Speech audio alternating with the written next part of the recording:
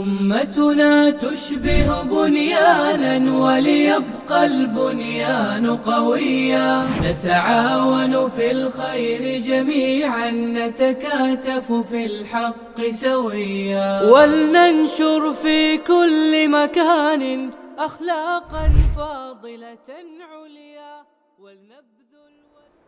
السلام عليكم ورحمة الله تعالى وبركاته. بسم الله والحمد لله والصلاة والسلام على أشرف خلق الله سيدنا محمد وعلى آله وصحبه أجمعين. أهلا وسهلا ومرحبا بكم أعزائي المشاهدين والمشاهدات في موضوع جديد، وإن شاء الله في هذه الحلقة نكمل ما بدأناه في الحلقة السابقة، موضوعنا معنى للحياة وكيف نجد معنى لحياتنا. واليوم إن شاء الله حنتطرق لجودة الحياة. الإنسان عنده معنى حياته أكيد حيكون عنده طريقة أنه يجود حياته. هذه تقريبا مصطلحين زي ما يقولوا وجهين لعملة واحدة. معنى الحياة يؤدي إلى جودة الحياة. الإنسان اللي عنده معنى لحياته حتكون حياته جيدة، حتكون حياته إيجابية. طيب هل حياتنا يعني إحنا دائما من خلال حلقاتنا ومن خلال برنامجنا نطرح أسئلة كثيرة. هل حياتنا مليئة بالفرص؟ هل نحن أقوياء أم الظروف هي التي أقوى مننا التي نعيشها؟ كيف نستطيع أن نحول المعاناة إلى تطور وإرادة قوية؟ يمكن ذكرنا في الحلقة السابقة هنالك نوعين من المعاناة، نوعين من الضغوط اللي تمر على الإنسان، المعاناة اللي هي ضرورية وغير ضرورية. هل لنا إرادة قوية نواجه هذه الضغوط؟ يعني إذا كانت من أي نوع، ضرورية أو غير ضرورية. هذه الأسئلة وغيرها من الأسئلة الكثيرة جدا يعني يمكن تمر علينا في حياتنا وتمر علينا من خلال يعني جلساتنا ويعني مع أصحابنا ومع أصدقائنا وحتى مع طلابنا، يعني حقيقة مع طلابنا اللي ندرسهم في الجامعة وكذا. طيب نجد إنه في حياتنا اليومية تجد بعض الناس يكون يعني تلقى شخص عنده وسائل للعيش وإمكانيات مادية، لكن ليس لديه هدف. يعني تجد إنه واحد ما شاء الله ربنا أكرمه، يسكن في سكن مريح، يعني يمتلك سيارة، عنده مصدر دخل، لكن مع ذلك تجد إنه هذا الشخص ما له معنى. يقول لك أنا ما حاسة أنا مرتاح، ما أشعر إن أنا في شيء أنا أعيش من أجله. يعني بمعنى إنه هذا الشخص يفتقد معنى لحياته. معناه هذا الشخص ما يعرف هو هل فعلا ما هو الهدف اللي يعيش من أجله. وهذا الموضوع اللي كان يعني تطرق إليه العالم النفسي فرانكل، اللي هو عالم النفس النمساوي، اللي كان هو في معتقل، كان سجين في سجن النازية أيام الحرب العالمية الأولى. هو طبيب نفسي، وكان هو من أصل يهودي، أخذوه في السجن ضمن أيام السجن في النازية أيام هتلر، وعانى من خلال وجوده في السجن حقيقة. يعني هذا السجن اللي هو المعاناة اللي تعرض إليها، هذا النوع من المشاكل والضغوط اللي تعرض لها، خرج من السجن وهو عالم نفسي. الآن نظريته تدرس في علم النفس الإرشادي. يعني تحول من خلال هذا السجن، وهو كان يعني يمتلك سبحان الله وهو طبيب، يعني ما انكسر. يعني كان يلاحظ يعني حتى في السجن كيف معاناة السجن وطريقة تعذيب السجناء في السجن النازية. ويمكن هذه من القصص المعروفة في التاريخ. كل أشكال العذاب في السجن كان موجود يعني، وكان يشاهد بشكل يومي هذه المعاناة بالنسبة للسجناء. يعني كان السجين اللي عنده بعض الإعاقات يعطوه صابونة ويأخذوا له غرفة، وهذه الغرفة عبارة عن غرفة الموت، وهو ما يدري السجين أنه هو الآن يعني حياته حتنتهي في هذه الغرفة، ويقتل وبالغاز، يعني يموت في هذه الغرفة وهو بالغاز.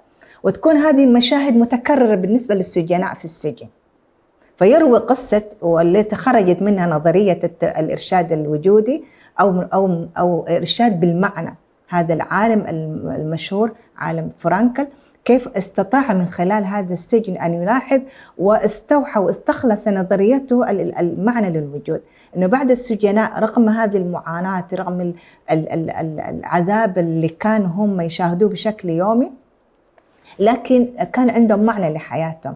فوجد أنه في بعض السجناء أنه بصحة جيدة، وبعد السجناء منهارين نفسيا، وتظهر عليهم بعض الأمراض اللي هي تكون أمراض جسد عضوية، لكن نتيجة للاكتئاب ونتيجة للقلق، نتيجة لعدم الراحة النفسية اللي هم يعانوها في السجن. فسأل يعني دراسة تجريبية، سأل المجموعة اللي هي يعني متمالكة أو متماسكة أو قوية يعني، فوجد إنه المجموعة اللي كانت بحالة جيدة كان يقول إحنا عندنا هدف، أنا عندي أمل إن أخرج من السجن، أنا عندي أسرتي، عندي زوجتي، عندي أطفالي، عندي عملي، عندي وظيفتي. فكون إن الإنسان يكون عنده معنى لحياته يتحمل المعاناة، يتحمل هذه المعاناة في سبيل إن أنا متفائلة إن راح أخرج من هذا السجن. وهذا هو تقريبا المستوحى، الدروس المستفادة من هذه النظرية ومن قصة أو عالم النفس هو عالم فرانكل، كيف كان وهو عنده كتاب إيجاد معنى للحياة، وكم كتاب مشهور جدا. كيف نجد أن إحنا كيف نستفيد من هذه القصص ومن هذه النظرية من هذه العلوم، كيف نجد مفهوم لحياتنا، كيف يكون عندنا مفهوم جودة الحياة، كيف أنا أجود حياتي، كيف أتقلب على العقبات وعلى المشاكل وعلى الضغوط. يعني هذه سنة الحياة. يعني من ظن أن الحياة راحة فإنه واهم كما يقال. يعني الحياة ليس هي كلها راحة، وليس هي كل يعني يوم لك ويوم عليك، يعني فيها اليسر فيها العسر. لكن كيف نواجه هذه الضغوط، كيف نتحمل هذه المعاناة، وكيف نتجاوز هذه المعاناة في سبيل أنه تكون لحياتنا معنى، وأنه نجود حياتنا بالشكل الصحيح. طيب، الظروف ممكن تجبرك على أشياء كثيرة، لكن لا يمكن تجبر على الطريقة التي نتعامل بها معها. وأسلوب تجاوبنا مع الظروف أسلوب هو قرارنا الشخصي، وهذا ما ذكرناه في الحلقة السابقة. هذه إرادة الفرد نفسه، كيف أنا أتعامل مع هذه الظروف، كيف أتعامل مع ضغوط الحياة، كيف أتعامل مع هذه المعاناة. أنا أمتلك القرار والإرادة في أنه أتعامل معها، أجد الوسائل، أجد السبل لأنه أنا كيف أكيفها بالطريقة التي تناسبني. طيب، مفهوم جودة الحياة يعني يساعدنا في ماذا وإلى أي مدى هذا الموضوع مهم بالنسبة لنا، يعني لأنه هذا المفهوم أو هذا الأسلوب يعني يساعد الإنسان أنه يكون يتوجه للحياة بإيجابية، يعني ننظر للحياة بشكل إيجابي، التوجه نحو المستقبل بتفاؤل. الفرق ما بين الشخص اللي يكون معنى لحياته أنه يجود حياته، نظرته نظرة تفاؤلية للمستقبل، قدر يكون أفضل من اليوم، وأن أنا أجتهد أن أنا أحسن من وضعي، وهكذا بهذه الطاقة الإيجابية. يساعد كذلك على اكتشاف الجوانب الإيجابية والقدرات الفردية في حياتنا، وده يمكن ذكرناه كذلك في الحلقة السابقة. الإنسان يستطيع من خلال هذه المعنى وهذا الوجود، معنى وجود لحياتنا، نستطيع أن يكون هدف ومعنى لهذه الحياة، ونسعى جادين لتحقيق أهدافنا في الحياة. عندنا مثال مثلا الأم اللي هي تتحمل آلام وتحمل تعب التربية وكل، لأنه هي لها معنى لحياتها، أنه تربى أبنائها ويكون أجيال ويكون أبناء صالحين في سبيل هذا الهدف، في سبيل إخراج الأبناء أنه يكونوا هم يعني امتداد لها بطريقة صحيحة. تتحمل المعاناة. الجندي اللي يدافع عن وطنه، هذه القيم هو، لأن الجندي بالنسبة له معنى الحياة أنه يحافظ على أرضه، وأنه يكون يسمو بهذا المعنى. وكذلك الأب، يعني كيف يضحي من أجل أبنائه، كيف يتحمل معاناة العمل وضغوطها في سبيل الهدف أنه وادع معنى لحياته، أنه يؤسسها، يعني يخرج أن أبنائه يكون يعني بالنسبة له الأبناء كمشروع استثمار، أنه يكون أبنائهم يكون لهم دور في هذا المجتمع. طيب، تعامل الإنسان مع المعاناة من أجل هدف، يعني هدف معين. يعني إحنا نتعامل مع المعاناة لأنه إحنا نستطيع أن نحقق. أنا كطالبة مثلا أتحمل معاناتي وأتحمل ضغوط الدراسة وأتحمل التعب وكل شيء من أجل هدف، إنه أنا لي هدف في هذه الحياة، إن أنا أريد أن أترك بصمة في هذا المجتمع، أريد أن أحقق يعني الخلافة في هذا الأرض. وهذه يمكن دين الله سبحانه وتعالى، يعني وكنتم خير في آية في الآية الكريمة، كنتم خير أمة يعني تأمرون بالمعروف وتنهون عن المنكر. يعني استخلاف الإنسان في الأرض مبني على هدف واحد، مبنى على هدف العبودية، مبنى على هدف سامي جدا. وهذه هي النظرية تتوافق مع الجانب الروحي. المسلم عنده هدف في الحياة، يعني الإنسان يعني دائما اللي يتحلى بإيمان ويتحلى بعلاقته بتكون يعني بالله سبحانه وتعالى علاقة قوية، دائما حياته لها معنى ويسعى أن يحقق هذا المعنى في الحياة. طيب لو خسر الإنسان الأمل، يعني بالتالي يعني هذه القاعدة، لو خسرت الأمل تخسر الرغبة. يعني إذا أنا خسرت الأمل، إنه ما عندي أي أمل، ما عندي أي طموح، هذا خسران الأمل يؤدي إلى خسران الرغبة، ولو خسرت الرغبة يعني يؤدي إلى خسران إيش؟ الرؤية. يعني أنا ما عندي رغبة في الدراسة، وبالتالي ما حيكون عندي أي رؤية، ما يكون عندي أي هدف للحياة. ولو خسرت الرؤية سأخسر الحياة كلها. فهذه تقريبا هي معادلة. إذا كان الإنسان يعيش بلا أمل، بلا نظرة إيجابية، بلا رؤية، بلا هدف في الحياة، ما حيكون عنده أي رؤية. ما حيكون، يعني لو سألت أي شاب أو شابة أو أي طالب أو أي فرد، يعني أي كان هو يعني عمره، تسأله طيب ما هي رؤيتك؟ ما هو هدفك في الحياة؟ يعني كيف ترى حياتك في المستقبل بعد 5 أعوام، بعد 10 أعوام؟ وهذا يمكن اللي يذكرنا يعني كم من الأخوة اللي هم من السبعينات يكونوا في مثلا يعملوا في دولة في بعض الدول الخليجية. أنا أعرف بعض الأخوة اللي هو من سنة كم 70 هو مغترب في الخليج، وحتى يومنا هذا لا يعني ما تمكن حتى يكون عنده بيت ويكون عنده يعني شيء يعني يشعر إنه حقيقة إنه كل هذه السنوات اللي ضاعت كم 50 سنة من عمره.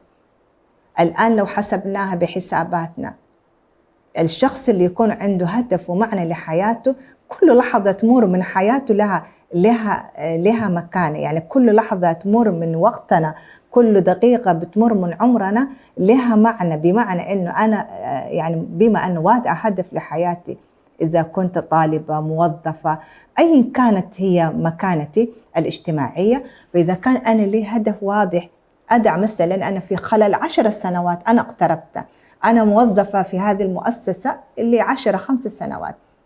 طيب ما هي رؤيتي؟ ما هو هدفي في الحياة؟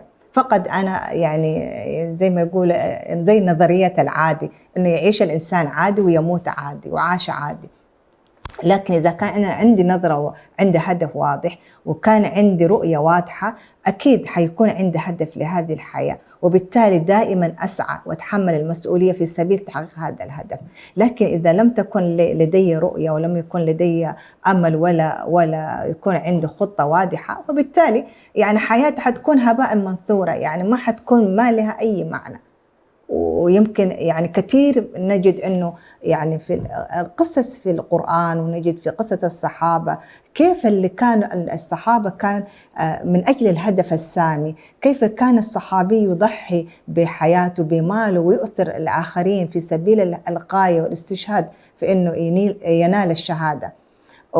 ويمكن هذه تجسد لنا، هذه الحلقة تجسد لنا حياة الأنبياء، كيف كانت حياته من أجل الهدف السامي، من أجل معنى للحياة، كيف تحملوا أعباء الرسالة وأعباء يعني الدعوة، تحملوا في سبيل الدعوة كثير يعني الأذى. وعندنا قصة سيدنا محمد عليه الصلاة والسلام، كيف كان يعني أذوه أهله وقومه وشعبه، يعني قريش، وهاجر إلى المدينة، ومعاناته مع أهل الطائف. هذه كلها تجسد إنه بما أنه يعني الإنسان عنده هدف وعنده معنى للحياة، يتحمل في سبيلها الكثير من المعاناة. وأنا يمكن أوجه يعني قبل الختام، يعني يمكن أوجه رسالتي أولا لنفسي ولكل المشاهدين والمشاهدات بمختلف أعمارهم، أن ندع لأنفسنا أهداف. إذا كنا نحن في السابق ما كان عندنا رؤية واضحة، وما كان عندنا هدف واضح، ونحن ما نتحسر على 30 عام مثلا قضيته أنا في أوروبا، ولا في كندا، ولا في أستراليا، وأنا الآن يعني أراجع حساباتي، إذا فقدت الهدف في السابق فألحق ما تبقى. أن تأتي متأخرا خير أن لا تأتي. فالآن ماذا يعني عندنا الوقت، بما أن احنا نعيش ما زلنا في هذه الحياة، نستثمر كل دقيقة أنه أنا أجدد الآن العهد مع نفسي أن يكون عندي هدف في هذه الحياة، لأنه وجود الهدف في الحياة بيدي معنى للحياة، يؤدي معنى للحياة. إذا كان في بعض المهارات أنا ما اكتسبتها في السابق الآن اكتسبها. ويمكن يعني تستحضرني قصة، وأنا في مرحلة أحضر الدكتوراه التقيت يعني سبحان الله بطالبة دكتوراه وهي في تقريبا في السبعينات من عمرها. فاندهشت، يعني حقيقة هذه القصة كانت ملهمة بالنسبة لي أنا. إذا كانت هي عمرها كم 70 سنة جاءت عشان تحضر دكتوراه وتسعى لتحقيق أهدافها، فما بالكم بالشباب بناتنا وأبنائنا. فيعني أنا أقول إن إحنا ما زلنا إن إحنا لدينا الوقت، لدينا الفرصة، يعني لا نتحسر على الماضي، لكن الآن نخطط للمستقبل، وأن يكون مستقبلنا أفضل من ماضينا بإذنه تعالى. ويعني أرجو أن تكون يعني حقيقة هذه الحلقة والسابقة تكون تجدد فينا بعض الخطط لحياتنا. حقيقة وصلنا لنهاية حلقتنا. نستودعكم الله إلى أن نلقاكم في الحلقة القادمة بإذنه تعالى. السلام عليكم ورحمة الله تعالى وبركاته. أمتنا تشبه بنيانا وليبقى البنيان قويا، نتعاون في الخير جميعا، نتكاتف في الحق سويا، ولننشر في كل مكان أخلاقا فاضلة عليا، ولنبذل